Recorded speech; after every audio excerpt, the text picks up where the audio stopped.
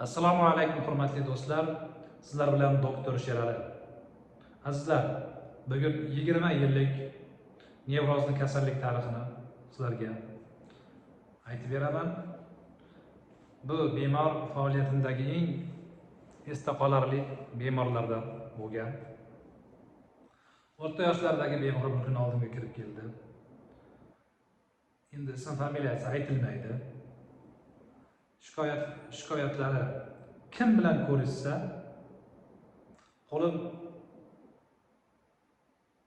qo'limni tozalashim kerak degan xayolga berilgan bemor.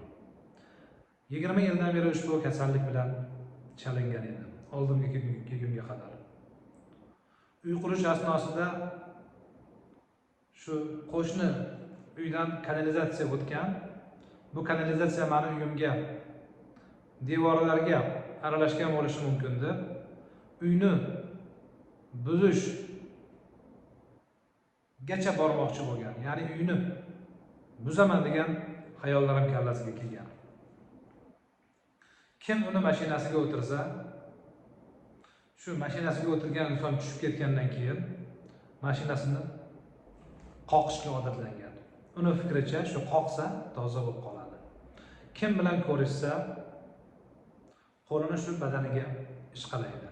Uni fikri bo'yicha bu bilan toza bo'lib qoladi.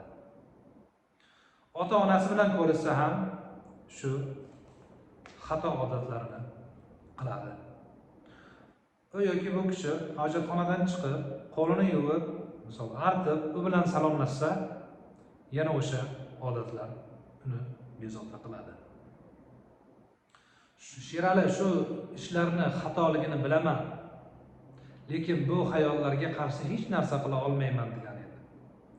U yoki bu odamdan pul olsa ham, pulni qoqib, undan keyin misol cho'ntagiga solishi mumkin. Ota-onam oldida yig'lardim. Ammo bu kasallikdan tuzalish uchun o'zimni kuchim yetmas edi degandim. Ota-onasi, ayoli albatta buni ahvoldan xavotirga tushgan. Bu kabi insonlarning uyiga mehmon kelib qolsa bu problema. Bu kasalda ham xuddi shunday bo'lgan. Mehmon kelib qolsa bezovta bo'lavergan. Azizlar, oldin bo'lgan, hozir ham ko'p xonadonlarda bor. Ayollar kir yuvsa, shu kirni qurishi uchun shu sim tortib, shu simga osib qo'yadi. Agar mana shu yoyilgan liboslar oldidan biron kishi o'tib qolsa, men bu yoyilgan liboslarni boshqatdan yuvishga buyurardim ayolimga. Ayolim hozir qo'l og'rib qoldi. Qo'l panja bo'g'imlari og'riydigan bo'lib qoldi. Qo'l og'riydigan bo'lib qoldi degan edi bemor. Menimcha revmatizm bo'ldi deb aytgan edi. Qo'lini ishqalayverganidan yelka sohasida, orqadagi mushaklar sohasida og'riqlar paydo bo'lardi. Og'riqlar ketardi. Boshim og'rirdi deb aytardi. Aytgan edi. Azizlar, birinchi suhbatimiz esimdan chiqmaydi, taxminan 2,5 soatcha davom etgan edi. 2,5 soat. Shu suhbat chog'ida ham bemor ana kelyapti deb qo'yar edi.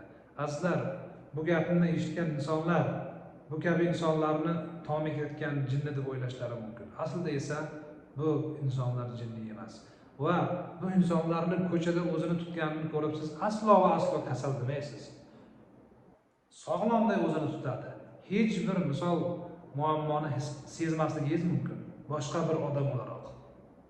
Lekin muammo ularni ichkarisida bo'ladi, kallalari to'la xayol bo'ladi. 2,5 soatlik suhbatdan keyin kelaman yana dedi. Shu kuni menga qaytib telefon qilib tinimsiz rahmatlar, tinimsiz duolar aytdi. Bir suhbat, mana shu 2,5 suhbat unga juda katta yordam bergandi. Bu aytayotgan gaplar uydirma emas.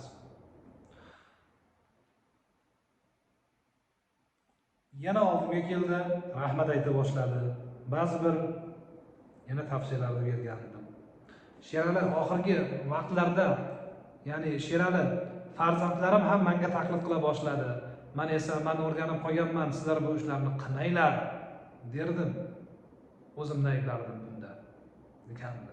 Ular albatta og'riqli his-tuyg'ulardir. O'rtoqlarim bilan o'tirsam ham bu menga problema edi, degandi.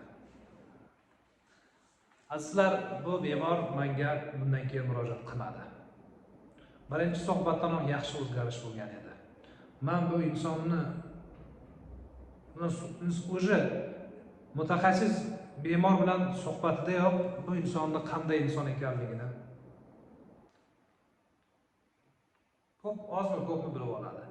Bu inson o'rta yoshlardagi, baquvvat, sport bilan shug'ullanadigan, bir so'zli,